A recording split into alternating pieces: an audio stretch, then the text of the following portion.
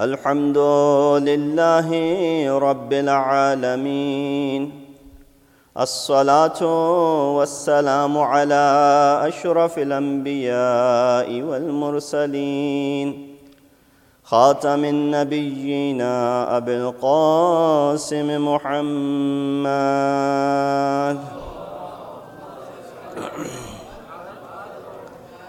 وأهل بيته الطيبين الطاهرين المعصومين الذين أذهب الله عنهم الرجس وطهرهم تطهيرا.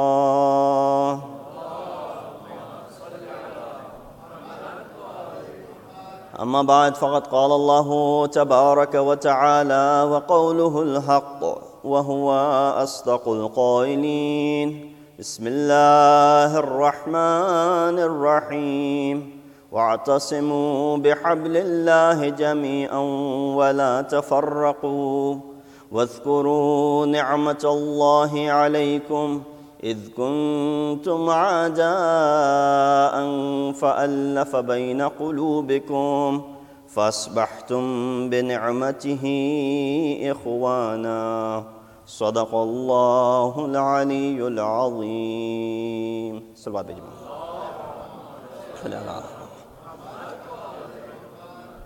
Respected scholars, salam, ulama, karam, mu'mineen, salamun alaikum wa rahmatullahi wa barakatuhu.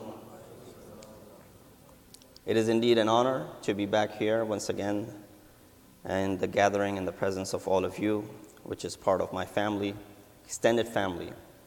And it is always difficult to speak in front of your family. It's easy to speak in front of new people and new faces, but it's always a challenge when you're addressing your own. So indeed, these majalis will be a challenge for me, and I hope that you bear with me for the topic and the discussion that I have brought in front of you. The verse that I recited is half the verse and not the complete, from Surah Al-Imran, verse number 103. In which Allah subhanahu wa ta'ala is addressing a very famous verse in regards to the concept of unity.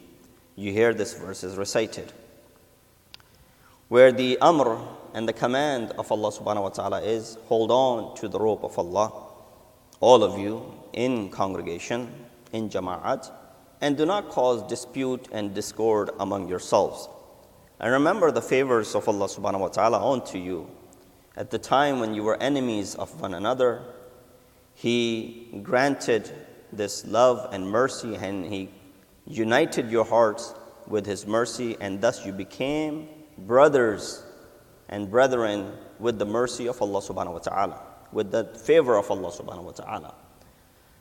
If you look at that in ayat of Quran, there's always someone who is being addressed. Every ayat of Quran is an address to certain people.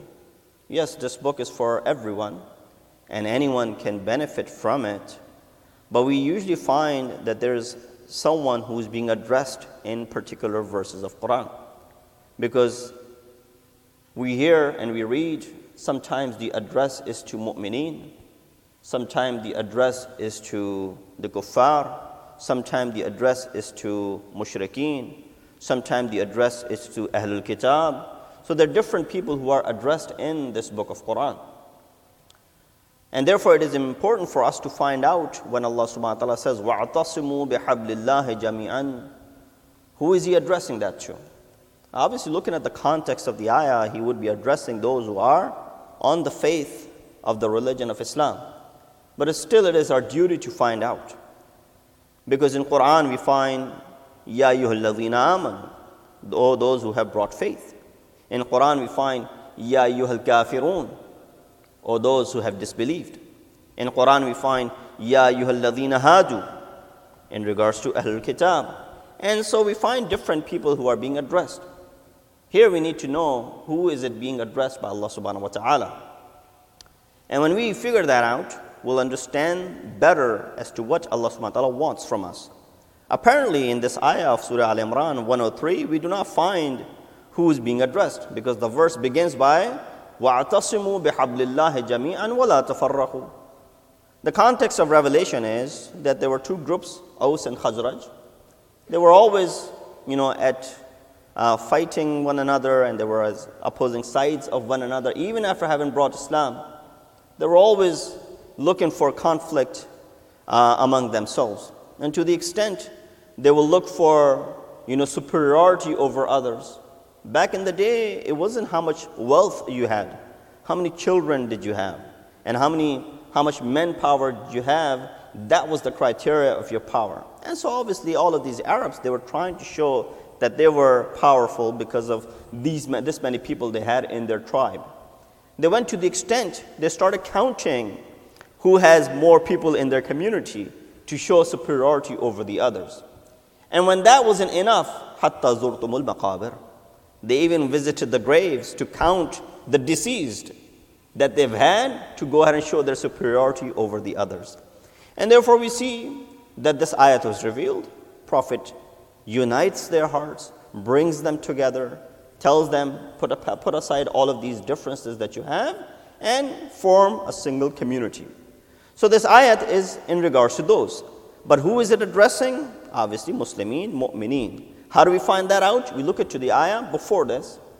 102 from Ali Imran starts out by saying, Ya ayyuhalladhina amanu, ittaqullah haqqa tuqatihi wa la tamutunna illa wa antum muslimun. O those who believe, fear Allah the way He deserves to be feared. Haqqa tuqatihi wa la tamutunna illa wa antum muslimun. And do not die unless you're on the path of submission. So these verses of Quran obviously are addressing those who are mu'mineen. And inshallah, you and I fit the criteria of iman. These ayat are addressing us. Every single verse of Quran requires pondering over.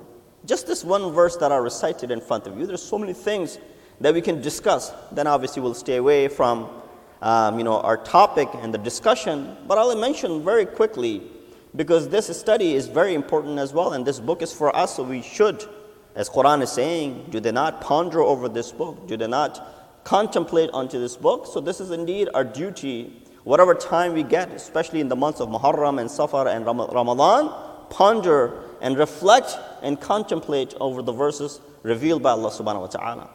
Interesting verse says, Ittaqullah haqqa tuqatihi. There were people who started finding faults and started finding, disputes, and started looking out for the contradictions in Quran. And such as this ayah, 102 of Al Imran says, Ittaqullah haqqa tuqatihi. Fear Allah the way He deserves to be feared. Haqqa tuqatihi. But at another place in Quran we read, it says, Ittaqullah mastata'tum. Fear Allah according to your ability. Now, a common person reading the translation of these two verses, both are in Quran, would say there's a complete contradiction. Are these two things together? They could be put in parallel. One says, do your best. At one point, someone is taking an exam, you said, do your best. At one point you say, no, get 100% grade. These are two different things. One point you're telling him, do according to your capability. And at one point you're saying, no, you got to get this much. That's it. So you see there's obviously people will start saying that there's contradiction in Quran. But when you steer away from the path of Ahlul Bayt, you will find these tanaqulat or these contradictions. But when you do tamassuk to the path of Ahlul Bayt, you see that there's no contradiction, none whatsoever. When Imam Masoom was asked in regards to these two ayat of Quran, in which Allah once says, Ittaqullah mastata'tum, fear Allah according to your capability, and Ittaqullah haqqa tuqatihi, Imam said, no, there's no contradiction.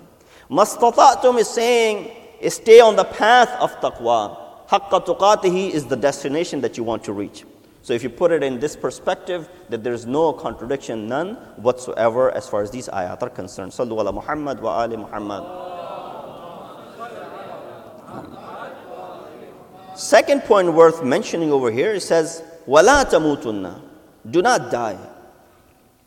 If I was to ask anyone over here, is dying a voluntary act? Is it in our hands? Can we die however, can we die when we take our lives? Obviously Islam forbids it. But do we know when we're going to die? This is something which is hidden from all of us. So then why is it that Allah subhanahu wa ta'ala is saying, وَلَا تَمُوتُنَّ? It's not amr ikhtiyari. It's not voluntary. So therefore we understand, yes, dying might not be voluntary. But dying in the state in which you might be in is voluntary. So you could die on the path of Islam, as this ayat is suggesting, or you could die on the path of kufr. So this is where the ayat could be put together, وَلَا تَمُوتُنَّ إِلَّا وَأَنْتُمْ مُسْلِمُونَ. Going back to the ayat of Surah Al-Imran, 103, the translation I recited, hold on to the rope of Allah and do not cause dispute. Twice in this verse, Allah subhanahu wa ta'ala mentions the concept of ni'mat. First he says, وَاعْتَصِمُوا بِحَبْلِ اللَّهِ جَمِيعًا وَلَا تَفَرَّقُوا وَاذْكُرُوا نِعْمَةَ اللَّهِ عَلَيْكُمْ. Remember the favor of Allah subhanahu wa ta'ala. And then at the end, فَأَصْبَحْتُمْ بِنِعْمَتِهِ إِخْوَانًا. Twice does Allah subhanahu wa ta'ala mention the concept of ni'mat. In other words, Allah subhanahu wa ta'ala is mentioning, and if I can use this word, bragging, although this would not be fitting for Allah subhanahu wa ta'ala, but He's telling us twice that remember the favors. We read in riwayat, we read that, adopt the akhlaq of Allah. And so among the things that Allah subhanahu wa ta'ala is teaching over here is that He's reminding us of the favors. But that's for Allah subhanahu wa ta'ala. When it comes to us, you and I, there's a concept in ilm kalam, habt and takfir. What is habt? Habt is that when you do a favor to someone and when you mention it as if you have not done that favor at all. If you do something, if you perform a favor, someone asks you for something, you perform that favor, and the moment you brought onto your tongue, because there are many ayat in Quran which tell us, قَوْلٌ مَعْرُوفٌ وَمَغْفِرَةٌ خَيْرٌ. The good word or forgiveness is actually better than min sadaqatin, from that sadaqah which you will be bragging and boasting and reproaching about. Or it says in Quran, لا تبتلوا صدقاتكم بالمن والأذى. Do not, cancel or void your sadaqat by constantly reminding others of what you have done towards them. You've done something good, put it in the vault. Khuda Hafiz. Don't even remember. Don't even remind others. But here Allah subhanahu wa ta'ala twice He's mentioning this ni'mat. So what do we learn from this? Well, Allah subhanahu wa ta'ala, even when we do something which apparently seems like a favor, it is the tawfiq that Allah has given to us by which we are able to perform this favor. If I'm able to do something for someone else, it is through the tawfiq that Allah subhanahu wa ta'ala has bestowed upon me that which I'm able to perform such a thing. And therefore, all the favors return to Allah subhanahu wa ta'ala. And this is why when Hazrat Musa alayhi salatu wasalam was asked by Allah subhanahu wa ta'ala that, "Oh Musa, thank me." He said, "Oh Allah, it is impossible to thank you." And then he said, further explaining, that every time I want to thank you, I'll use this tongue which you have given to me. I'll use this intellect that you have given to me to think about thanking you. I'll use this tongue to say the words, Alhamdulillah. I'll use these lungs that you have given to me to breathe through. And all of these different a'dha and my organs will be used to thank you. Therefore, for every time I say thank you to you, 5 more times I should say thank you to you. So therefore, it becomes impossible for me to thank you. Allah subhanahu wa ta'ala said, the fact that you understand that it is impossible, it is the biggest thank. Secondly, the best way of thanking Allah subhanahu wa ta'ala is to be able to use the ni'mat that Allah has given to us properly. If I was to ask, what are some of the basic favors upon us by Allah subhanahu wa ta'ala? It'd be like counting. Sometimes things might not even come to your mind. The biggest favor that Allah has given undoubtedly is this life that He has given to us. This hayat that He has bestowed upon us. This life that you and I are living. However miserable we might have made it into, but nonetheless, this is a biggest favor of Allah subhanahu wa ta'ala. If it wasn't for Him, He would have created someone else instead of us. Quran talks about it, that we created you. If it was, Allah subhanahu wa ta'ala would have created someone else. So this is this life that Allah subhanahu wa ta'ala has given to us. One of the most basic favors of Allah subhanahu wa ta'ala. And then you count upon favors upon favors. The eyes that Allah has given to us. The ears that Allah has given to us. the heart that Allah has given to us, the organs that Allah has given to us, every single part of our body is the favor of Allah subhanahu wa ta'ala. When do we realize the worth of these favors? When we lose one of them. But it's too late to realize of a worth of something when it's no longer with you. And that is the normal common phenomena. That you and I, when something is in front of us, we don't know the worth and the respect and the value of it. As soon as that thing is taken away, right away we understand the worth of that thing. Ask those who are unable to see. Ask those who are unable to hear. Ask those who are unable to speak. Ask those who are unable to smell or taste or feel. These are all equally important favors of Allah subhanahu wa ta'ala that He has bestowed upon us. And for every single one of these, the best way of thanking is what? Obviously, reminding ourselves of the story of Hazrat Musa. But the best way of thanking Allah subhanahu wa ta'ala of these favors that He has given to us is by using them properly. Use them properly. Utilize them the way they should be utilized. Use these eyes for proper purpose, for the positive things. Use these ears. Don't put anything in these ears which is not worth listening to. Do not utter those things from this tongue which are not worth saying. Do not use these hands for things which are questionable according to Sharia. So this is the best way of thanking Allah subhanahu wa ta'ala as far as the favors that He has bestowed upon us. Sallu ala Muhammad wa ali Muhammad.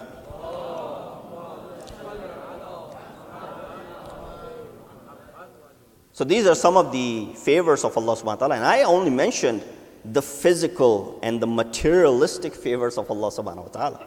This life of yours, these organs of ours, these are all physical and materialistic favors. I haven't even mentioned the spiritual and the immaterial favors of Allah subhanahu wa ta'ala. When our duty in front of these materialistic favors is such high standard, just imagine our duty towards those spiritual and meaningful and immaterial favors of Allah subhanahu wa ta'ala. The concept, the favor that He has bestowed, that we are on the religion of Islam. The fact that we are born on this righteous religion. Religion for whom Allah subhanahu wa ta'ala said, وَرَضِيتُ لَكُمُ الْإِسْلَامَ دِينًا إِنَّ الدِّينَ عِنْدَ اللَّهِ الْإِسْلَامِ. Or another place in Quran He says, if you were to adhere to another religion other than Islam, it will not be accepted from you. مَنْ يَبْتَغِ غَيْرَ الْإِسْلَامِ دِينًا فَلَنْ يُقْبَلَ مِنْهُ وَهُوَ فِي الْآخِرَةِ مِنَ الْخَاسِرِينَ. So all of these ayat referring towards this religion to being the religion which Allah has chosen. This is the greatest favor of Allah subhanahu wa ta'ala, that we're born on this path. So don't take that for granted. Having a good teacher, or having good teachers, or having good parents, having good friends, these are all favors of Allah subhanahu wa ta'ala. There's a beautiful shair, a couplet, or poetry by a Farsi poet, in which he mentions the importance of a good friend. He says, Tatawani miguriz az yar bad. Try to stay away from a bad friend as much as possible. Yar bad battar bovad az mar bad. A bad friend is worse than a snake or serpent. Why? Mar bad tanha tora bar jan zanat. A snake would only cause you your life if he bites you, right? All he could do is, you die after having been bitten by a snake or stung by a snake, right? But yarebat barjan wa bar iman zanat. A bad friend, not only he will kill you, but he will also destroy your iman, and that is the worst. وَلَا تَمُوتُنَّ إِلَّا وَأَنْتُمْ مُسْلِمُونَ صلوا على محمد وآل محمد. So here we look at the concept that one of the favors of Allah subhanahu wa ta'ala is this life that He has given to us. But when we look at this life, we see that there are two aspects of our life. One is the physical aspect, one is the spiritual aspect. One, the physical element, is this body of ours, which we talked about some of the favors. And the other one is this soul that Allah subhanahu wa ta'ala has created. In Quran, in Surah Fajr, the last 4 ayat, we read, Ya ayyatuhan nafsul mutma'inna, irja'i ila rabbiki radiyatan mardiyya, fadkhuli fi ibadi, wadkhuli jannati. That Allah subhanahu wa ta'ala is calling upon nafs mutma'inna, the serene and the satisfied soul. That Allah subhanahu wa ta'ala did not say, Ya ayyatuhal jismul mutma'inna, No, it's not the itminan of this jism that you and I are trying to get. Just ponder over this for a second. He did not say, Ya ayyatuhal jismul mutma'inna. Instead, he said, Ya ayyatuhan nafsul mutma'inna. Here it tells us which one of these two elements of your life or your body is more important. Is this jism more important, or is the soul more important? Unfortunately, you and I spend more time beautifying this body of ours, this jism of ours, and we spend less time beautifying and mastering this nafs of ours, which is indeed by Allah subhanahu wa ta'ala mentioning by these standards. He is referring towards nafs mutma'inna, this serene soul, which is the satisfied soul, satisfied to the extent that Allah is radhi with it, Allah is satisfied with it, and you are also satisfied with Him. And then He says, enter amongst my servants and enter into my paradise. Yes, you and I, all of our lives, what are we trying to do? We're trying to please Allah subhanahu wa ta'ala. But what does radiyat and mardiyah mention over here? That means there are certain individuals that even Allah subhanahu wa ta'ala is trying to satisfy. If we read in Quran, Allah says, وَلَا سَوْفَ يُؤْتِيكَ رَبُّكَ فَتَرْضَى. O Prophet, indeed, very soon will give you something which will satisfy you. And then the ayat were revealed. إِنَّا عَطَيْنَاكَ الْكَوْثَرَ فَصَلِّ لِرَبِّكَ وَانْحَرْ إِنَّ شَانِيَكَ هُوَ الْأَبْتَرُ. So all of our lives, we're trying to please Allah subhanahu wa ta'ala, but there are certain individuals that even Allah subhanahu wa ta'ala is trying to please as well. When we are on this concept of nafs, I'm sure you've had great deal of discussions over here. A lot of scholars have visited and talked about the concept of nafs. But here, because when we are giving these lectures, when we're speaking through the Majlis of Muharram, and even outside, we're looking at the crowd right in front of me. I got 17, 18-year-olds sitting in front of me. I got the, vibrant youth sitting in front of me. And then I got these children who are, obviously brought by you just so that they can feel of this majlis and farsh aza, and they also benefit from it. So what I try to do is that I have something for everyone, so that anyone who walks out of this majlis aza, they say, yes, I got something from it, even if that is a 5-year-old or a 10-year-old. So something for them as well when we are on this topic of nafs. And just a reminder, so it might be redundant and repetitive for the elders, so for which I ask for forgiveness. But nonetheless, it is important that these kids also take something home with them as well. Where we talk about the different types of nufus, or the souls.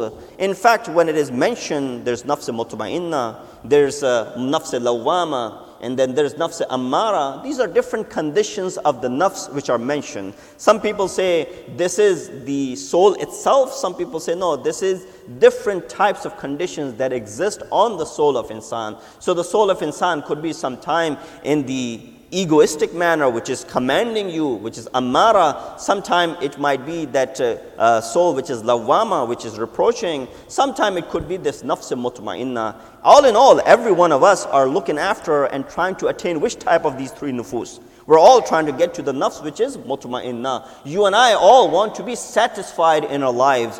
When we start our day in the beginning, in the morning time, we all want to have this peace of mind. When we go back to sleep at the night, we all want to have this peace of mind. So nothing is bothering us. Nothing is, hanging on to our heads that we have to constantly think about. And then obviously all the other illnesses that come about with it. So nafs mutma'inna, what is it that satisfies you? This is the question over here. What is satisfactory for you? For some people, the children's success might be satisfaction. For a father, a child's religious education might be satisfaction. For a mother, daughter's observance of hijab and her, ways of dealing with others and the children's proper upbringing that they have done would be satisfaction for them. For some people, the progress in their worldly education and the secular education might be satisfactory for them. Yes, my son is this, my son has done this, he's completed this, he's completed that. MashaAllah, he's working there, MashaAllah, he's earning this much, and so on and so forth. So different people have different standards as far as the satisfaction of the soul is concerned. But at the end of the day, all of these satisfactions are temporary. They dissipate. They vanish as the time passes by. So there's got to be this one satisfaction that is permanent. And therefore we again refer to Quran. Allah subhanahu wa ta'ala, you say, Ya ayyatuhan nafsul mutma'inna. You're calling upon this itminan and this nafs which is serene, which is satisfied. How do we attain that? Right away again we look at the another ayat of Quran. بَعْضُهُمْ يُفَسِّرْ بَعْض. Some of the ayat do the tafsir of other. We read the Quran says, أَلَا بِذِكْرِ اللَّهِ تَطْمَئِنُّ الْقُلُوبُ. Indeed, with the dhikr of Allah subhanahu wa ta'ala, with the remembrance of Allah subhanahu wa ta'ala, the nufus and the souls are satisfied. Again, you might say, well, it's ambiguous as to how do we do the dhikr of Allah subhanahu wa ta'ala. There are different methodologies that exist. Again, we refer to Quran. It says, أَقِمِ الصَّلَاةَ لِذِكْرِ. Establish the prayer for my dhikr. So that was Ya ayyatuhun nafsul mutmainna. Get to nafsul mutmain. How do we get there? Ala bi dhikrillahi tatma'innul qulub. With the dhikr of Allah subhanahu wa ta'ala, you can attain this nafsul mutmain. And then what is the best method of dhikr? Aqim as-salata li dhikri. Perform the salat, and indeed you have done the dhikr of Allah subhanahu wa ta'ala. Here that I was promising for the youngsters, that when we look at this nafs, there's a famous hadith by our Prophet Hazrat Muhammad Mustafa sallallahu alayhi wa alihi wasallam. One of his companions, Abu Dhar al-Ghifari radiyallahu anhu, he was present in this gathering where he saw, and there was opportunity for him where he saw only Prophet and Amir al-Mu'mineen.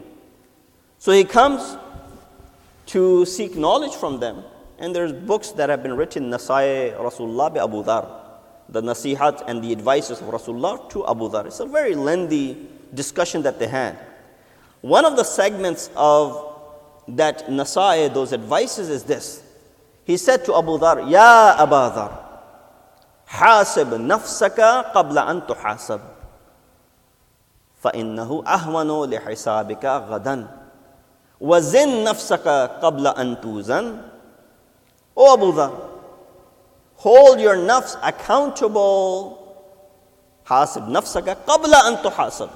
Before it is held accountable in the bargah of Allah subhanahu wa ta'ala. So do your own accountability before you are held accountable. Wazin nafsaka, and weigh your nafs qabla an tuzan, before it is weighed in front of Allah subhanahu wa ta'ala. And be ready for that araz al-akbar on that day. Here, when the concept of hisab kitab is concerned, and especially for the youngsters that I'm speaking to, that what does it mean to hold yourself accountable? Ulama akhlaq have given us a formula by which we can keep ourselves accountable. Because if you look at every small business or, Fortune 500 or bigger businesses, they have hisab kitab. They have accounts, they have accountability, they have inventory, they have sales, they have reports, they have audits, and so on and so forth. So they keep this account of their sales, inventory, how much they have made, the profit and gains and loss, and all of those things, so that at the end of the day, they're able to put these numbers together and they're able to produce a report. But if they're not doing this on a daily basis, then what will end up happening? The accounts will start increasing. Yes, I'll do it tomorrow. For some businesses, it must be done on a daily basis. For some, maybe once a week. For some, maybe once a month.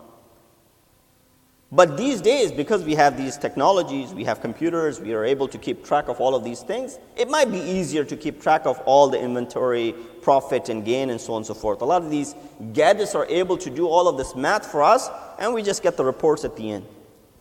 When you have a bookman or you keep this accountant to take care of your business, then indeed for your life as well, you need an accountant. You need to have accountability on a daily basis. The same way you fear lapses if you were not to keep account of your business and your profit and your gain, you will have lapses if you were not able to keep account of your activities. Because there's this concept known as hubbi dhat. Everyone loves themselves. Even if someone might say, I hate myself, at that teen years that they go through, because something they were deprived of, the parents said, no, you can't have that. And right away you say, well, I hate you, I hate this, I hate that. Everything is. But everybody loves themselves. There's this hubbi dhat, this hubbi nafs that exists in every single individual. And that is the reason we stand in front of the mirror every morning. We're looking at ourselves. Although the mirror doesn't lie, the reflection of the mirror will be true. But we're still trying to fix here and there. So this hubb nafs, hubb dhat, that you don't want any stains on your body. As soon as something negative is attached with you, right away you try to defer it to someone else. Ask the children, if there are 4 or 5 children playing, something breaks, who did it? He did. They're always pointing fingers on others. Nobody wants to take the claim of that which they have broken, because they know it comes with a punishment afterwards. Similarly, when we grow older, this exists. Who was the cause of this? Who was the cause of this? Who did this? Right away, we're trying to remove these negativities from ourselves. Nobody wants negative things to be attached with them. But as far as the positive things are concerned, right away, we keep them so dear to ourselves that we'll remember them forever. I made a donation 20 years ago, I still remember it. I gave a big check, or I helped out so-and-so. That will never be erased from my memory. But all the negative things that I have done in the past week, I will not recall them at all. You ask Maulana, how many, forget about the sins, how many mistakes that you have made in your life? If I'm being really honest, I don't think I can put a number onto it. But, if I was to say, let's say 10,000, being very using inkisari and, ajizi, 10,000. Right away you ask me, okay, so how many good deeds did you do today? Well, I did this, I did this, I did this. How many bad deeds did you do today? Right away we're quiet. We don't want to call upon the wrong deeds or lapses and mishaps we've done, even today. And then when we don't remember them today, we don't want to bring them onto our tongue because hubb dhat, hubb nafs, love for the self. The next day, we actually forget about them. A week later, our mind tells us as if you have never done it. You start doubting yourself. I don't think I've done it. This is how we function. So what ends up happening is that if you've done something, and I'm speaking to the kids obviously over here, a mistake that you have committed or a lapse that you've had in your life, if you don't keep that to be accounted every single day, if you put it on the back burner, second day or the third day or the fourth day, you forget about it. And therefore, ulama akhlaq have given us this formula, this threefold formula, that when you wake up in the morning, first thing, obviously, you should thank Allah subhanahu wa ta'ala that you get to live another day. Because, death occurs while you're sleeping. Ayat of Quran says that. But, alhamdulillah, you got to live another day. You should be thankful to Allah subhanahu wa ta'ala. But this threefold formula, take this home with you and see if you can apply it to yourselves on a daily basis.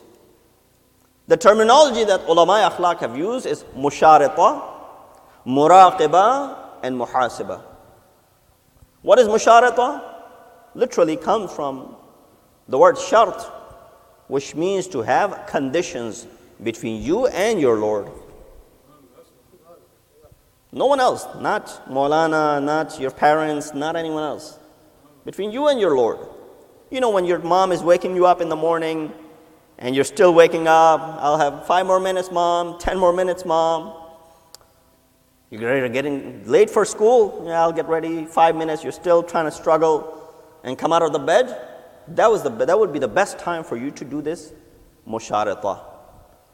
Set some conditions with your Lord. Not that you're setting conditions with Allah subhanahu wa ta'ala, but rather what you're trying to do is you're trying to make certain promises with Allah subhanahu wa ta'ala. That today I will make sure that I do this on time. Today I will make sure that I don't do this. Today I'll make sure that I pray on time, for example. Today I'll make sure that I listen to, for example, my parents. Today I'll make sure that I will not say no to them. Today I'll make sure I'll do this, I'll do this, I'll do this, I'll do this. Make a few conditions.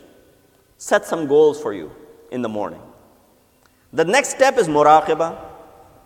Muraqabah literally comes from, ayat of Quran says in Surah Qaf, Raqibun Atid, right? The one who's watching over you, Nigaban, like a watchman. So you are doing your own muraqabah. You're watching over yourself.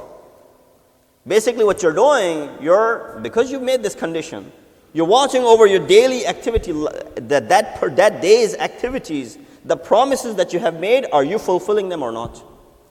That promise that you made in the morning with Allah subhanahu wa ta'ala, are you taking care of that or not?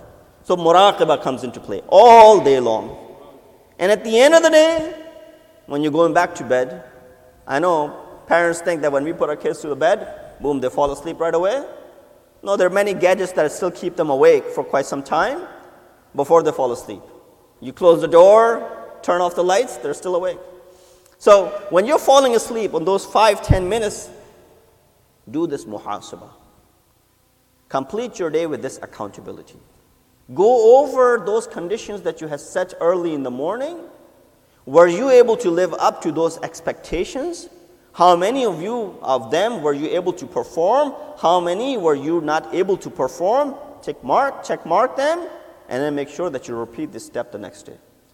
Every single day, if you're able to perform this, you have held yourself accountable, so that tomorrow in front of Allah subhanahu wa ta'ala, you will not be asked for these lapses that you have made. Sallu ala Muhammad wa ali Muhammad.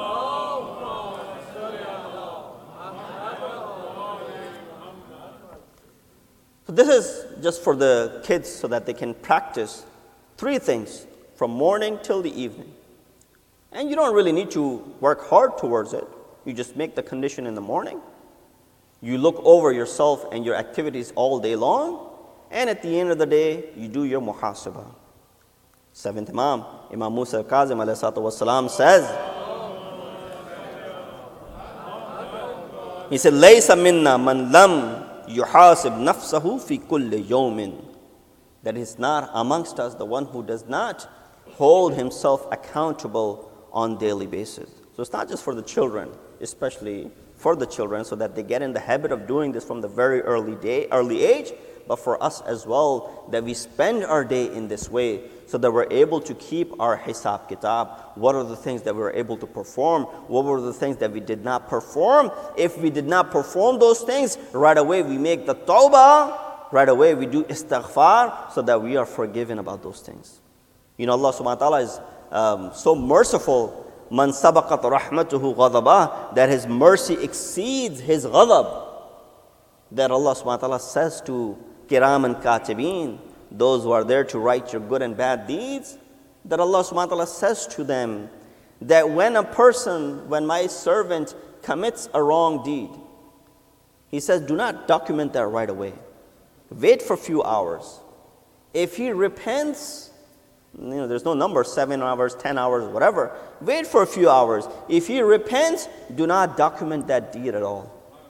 So as if he has not committed, if he has performed this tawbah. And on the contrary, Allah subhanahu wa ta'ala says to this angel who's documenting our good deeds, that as soon as my servant intends on performing something, document that into his record. Even later on, if he doesn't perform that deed, at least he has thought of doing it, so that go ahead and document. Just imagine the mercy of Allah subhanahu wa ta'ala. Ya man, sabaqat rahmatuhu ghadaba, the one whose rahmat exceeds his ghadab. That's the mercy of Allah subhanahu wa ta'ala. Salli ala Muhammad. So the concept of ni'mat is well understood from this ayah. Twice Allah subhanahu wa ta'ala talks about ni'mat. Among the ni'mat that Allah subhanahu wa ta'ala has given to us, and I said when I was talking about Ya ayyatuhan nafsul mutma'inna, ala bi dhikrillahi tatma'innul qulub, aqim as-salata li-dhikri. Establish the prayer for my dhikr. Indeed, this salat that Allah subhanahu wa ta'ala has given is also a ni'mat of Allah subhanahu wa ta'ala. It is a huge benefit and a favor that you and I are given this opportunity to speak with Allah subhanahu wa ta'ala. That when our Prophet ascended to Mi'raj and he came back, he mentioned all the things that he had seen. Right away people said, we want to perform this Mi'raj as well. Prophet said, Allah has made this Mi'raj for you right here. As-salatu Mi'raj al-mu'min. What I did up there was I speaking to Allah subhanahu wa ta'ala. When I ascended, I was speaking to Allah subhanahu wa ta'ala. You want to speak to Allah subhanahu wa ta'ala, it is established for you over here in the form of the salat. Perform this salat and you have done and you have reached that mi'raj. Because the salat is definitely mi'raj that Allah subhanahu wa ta'ala has established for you and I. That is the reason the salat is emphasized a great deal that we read in ahadith, that it is the umud ad-din, it is the pillar of the religion. That in qubilat qubila ma siwa wa in ruddat rudda ma siwa. That if this salat is accepted, everything else is accepted. If this salat is denied, then everything else is denied. Someone might ask this question, that are you telling me the person who's done so much charity in his life, who's taken care of the orphans and the widows, who's done all of these great works, but he never prayed, you think that person, none of these actions will be accepted by Allah subhanahu wa ta'ala? Well, you and I are not to decide who gets to go where. You and I are not Qasimun Nar wal Jannah. That's Amirul Mu'mineen. So you and I are not going to decide and label this guy as Jahannami, this guy as Jannati. No, that's not our duty. Allah subhanahu wa ta'ala will deal with whoever He wants to, however He wants to. But nonetheless, we're following the commands that Allah said, the Riwayah says, that salat is amud ad-din. If it is accepted, everything else is accepted. And the very basic example that I give to get this concept understood, when we're driving down the road, and towards the end of the month when they need to fill their budget, right away cops are pulling people, right? So you get pulled over, the cop comes around, I'm sure most of you have gone through this experience, knocks on the window, first thing he says what? License, and then registration. You'll go into the glove compartment, you pull out your passport and you give it to him. He goes, no, license. You go in your pocket, you dig down and you give him your, social security card. He said, no, license. You go ahead and you give him your credit cards. That will send another signal, but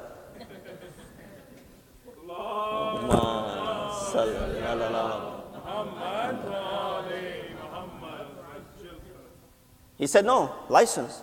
You go down and you give him your, health insurance card. He said, no, license. He said, yeah, your passport is very important when you're traveling abroad. You can't travel without it. Your health insurance card is very important when you're at the hospital. Your social security card is very important on many occasions.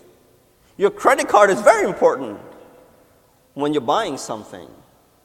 But none of them will work right now. All I need is license. If license is accepted, then everything else will be accepted. If you provide license at that moment, your card, green card, your passport, your other cards are all accepted. But if you don't have license at that moment, none of those documents will be accepted. Similarly, salat is umud ad-din. If you present this salat on the day of judgment, you will have that entrance into the bargah of Allah subhanahu wa ta'ala. But if you do not bring this salat, all of these other actions that you have piled up, when you don't have the entrance, forget about the acceptance of all of their actions as well. Sallu ala Muhammad wa ali Muhammad.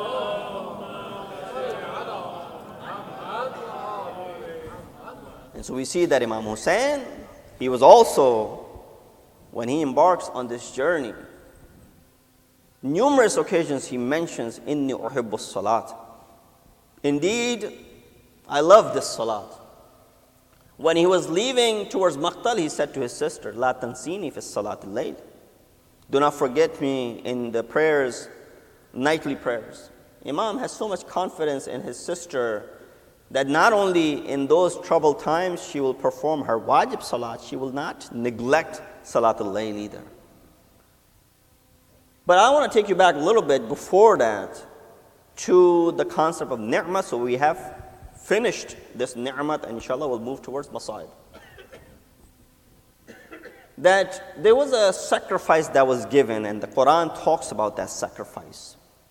And that sacrifice is referred to as dhibh alim. And I'm sure you all know which sacrifice I'm talking about. It's the sacrifice of Hazrat Ibrahim and Hazrat Ismail alayhim as-salam, right? That when Hazrat Ibrahim was ordered by Allah subhanahu wa ta'ala to sacrifice his son. And right away, he narrates this dream of his to his son. That, oh my son, I've seen in a dream, أَنِّي أَذْبَحُكَ فَانْظُرْ مَاذَا تَرَى, that I saw in my dream that I'm sacrificing you. What is your opinion? First of all, Nabi's dream is a wahi. He does not require opinions from anyone else. Still, he shows the trust that he has in his son. And that tells us that Hazrat Ismail at that time, maybe 15 years old or so, baligh, falamma balagha ma'ahu as-sa'ya, that's what the ayat of Quran says. He was baligh. That he shows this trust in his son. That when they're at that age, the fathers should show that sort of trust, that you're able to trust them and build this relationship of trust with them. So when he asked him this question, right away Hazrat Ismail replied by saying what? Ya abati, if'al ma tu'mar, satajiduni inshallah min as-sabirin. Oh my father, do as you've been commanded, you will find me among those who are patient, those who have done sabr. Question arises over here. When do you do sabr? When is sabr done? When are you given the talqeen that may Allah give you sabr? When you lose a loved one. God forbid someone dies in your family.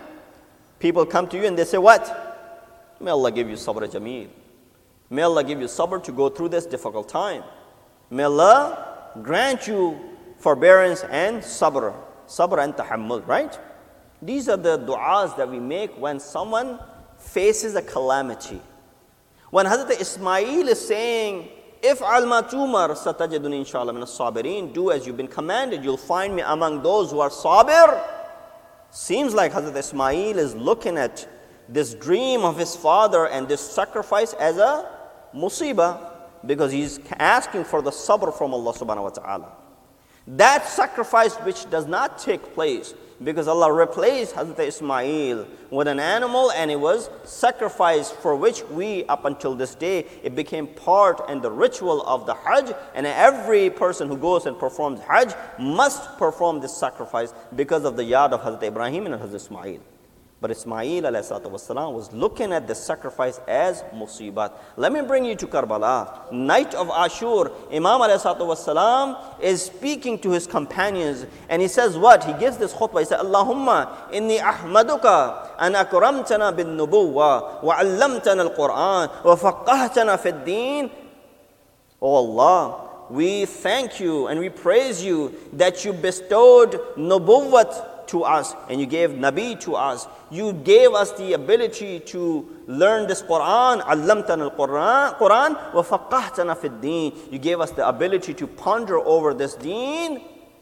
Oh Allah subhanahu wa ta'ala, He says towards the end, وَجَعَلْتَ لَنَا أَسْمَاعًا وَأَبْصَارًا وَالْأَفْئِدَةً. You created for us these eyes, these ears, and this heart. فَجَعَلْنَا مِنَ الشَّاكِرِينَ.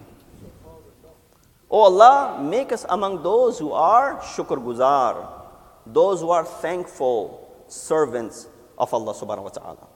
I want to ask you a question. When do you thank Allah subhanahu wa ta'ala? When you thank someone else, when is shukr done? Shukr is done usually in front of a ni'mat. Going back to our topic, the ni'mat that has been bestowed upon you. When ni'mat is given to you, you thank Allah subhanahu wa ta'ala. Imam knows that tomorrow everyone will be martyred. Imam knows that all of his household, his children and the men have come, they will be killed tomorrow. Imam knows all the companions that are sitting with him tonight, they will no longer be alive tomorrow. Yet he's looking at this sacrifice which will take place tomorrow, this shahada, to be a favor of Allah subhanahu wa ta'ala. But this is the difference of the basirat of Hazrat Ismail and Imam Hussein. Hazrat Ismail looked at it to be a musibah, whereas Hazrat Imam Hussein is looking at to be a ni'mat of Allah subhanahu wa ta'ala. This night of Ashur passes with difficulty. The next morning comes when all of the people are willing to give their sacrifice. They want to be the first ones. In the army of Yazid and Umar Sa'ad, they want to be the first one who throws the arrow towards the army of Imam. But Imam Hussein's companions are to be the first ones who want to sacrifice themselves. This is the jazba. This is the enthusiasm that they have shown as far as the qurbani and the sacrifice is concerned. When we look at the messages that we derive from Ashura, among the topmost messages that we come about is the ithar in Ashura. That we see that how these men were preferring others over themselves. They were giving life to others so that they were sacrificing themselves so that you and I can breathe properly. You and I can breathe easily. This religion reaches us with ease and with not so much difficulty, and so we can practice it. We see this jazba was there. Every companion gave their sacrifice. Once they were all gone, someone might raise a point that Hussein kept his children alive and he sent his companions. No, the sooner you went, the easier your task was, because it was the heat of the day. It was the thirst for 3 days. It was the hunger for the 3 days. The longer you stayed, the bigger your challenge was, the bigger your test was. And that is the reason Imam kept his family members for last and he let his companions go. If everybody has to go, let them have the easier task. So they go ahead and sacrifice themselves. And this is where Imam's duty. He sees that the first one who comes to him from Banu Hashim is none other than Ali Akbar. He comes to Imam. You might have heard in the riwayat, whenever someone would come and ask for the permission to Imam, oh Imam, I want to go to Maqtal. Imam would say, why do you want to go? Imam would delay. Imam would not give them permission, as we have read in regards to Hazrat Qasim, as we have read in regards to Aun Muhammad, as we have read in regards to many of the other companions. Even Hur, when he came, Imam was deliberate. He didn't let the companions go right away. But when his own son Ali Akbar, he asked, oh Baba, do I have the permission to go to the Maqtal? Imam said, Taqaddam waladi. He did not hesitate for 1 second, so that nobody could say tomorrow, look at the love that Hussein had for his own son, that he held him back. This is how the Karbala shapes up. Everything unfolds. You've been listening to the Masaib. I will bring you towards Kufa. And the martyrdom of Imam Hussein takes place. The bodies were put aside and they were trampled by the horses running over them. Every body was trampled, especially the body of Imam Hussein. When the ladies, when they mounted onto these camels, when they mounted onto these horses without saddles, without carriages, they were looking at their shuhada. They passed by the bodies of shuhada. They threw themselves onto them. How could they separate themselves? Janab Zainab sees the complexion of Imam Sajjad change right away. Oh beta Sajjad, why do I see yakadu an yamut, as if you're about to die? Imam said, oh my aunt, I am looking at the body of my father, yet so helpless I cannot do anything. How can I look at this and not be able to perform? Ajrukum Allah. May Allah give you no grief except the grief of Ahlul Bayt. This qafilah makes its journey towards Kufa. When they enter the streets of Kufa, there's this man by the name Abdullah ibn Afif. He has lost one of his eyes in battle of Jamal, the other one in battle of Siffin, yet he had not attained martyrdom. He sees, and when he's walking with his daughter, because he cannot see, he hears the sound of someone giving a khutbah. Right away he says, oh my daughter, has Qiyamah taken place? Is it the time of Qiyamah? She says, no, Qiyamah has not taken place. Yet, yes, there's a caravan and there's someone giving a speech. He said, because I hear the voice of my Mawla Amir Mu'minan. She said, no, this is not your Mawla Amir Mu'minan. Rather, it is the daughter of Ali, Zainab Kubra. When the caravan was passing, Abdullah ibn Afif said, now I understand why Allah took one of my eyes in battle of Jamal and the other one in battle of Siffin, so that today I don't have to see this manzar, this scene in front of me where the daughters of Ali and Rasul are without any veils. When this qafilah was progressing, Habiba sees from up top of her house that this little girl, she was crying out of thirst.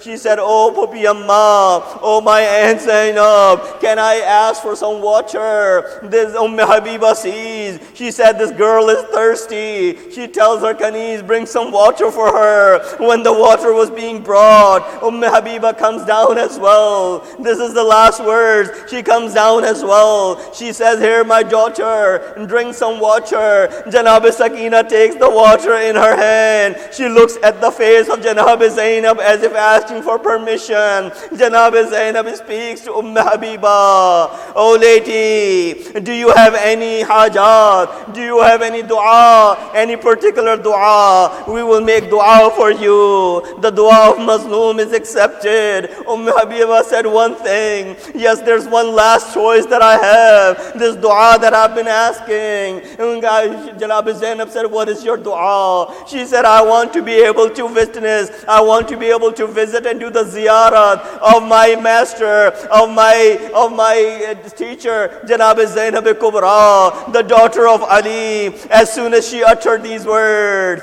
Zainab removed the hair from her face. She said, Habiba, your dua comes. Ala lanatullah al-qawm al-zalimin. Wa sayalamu alladhina zalamu ayya munqalibin yanqalibun. बार अल्लाह हमारी से बात कबूल फरमा। हम गुनाह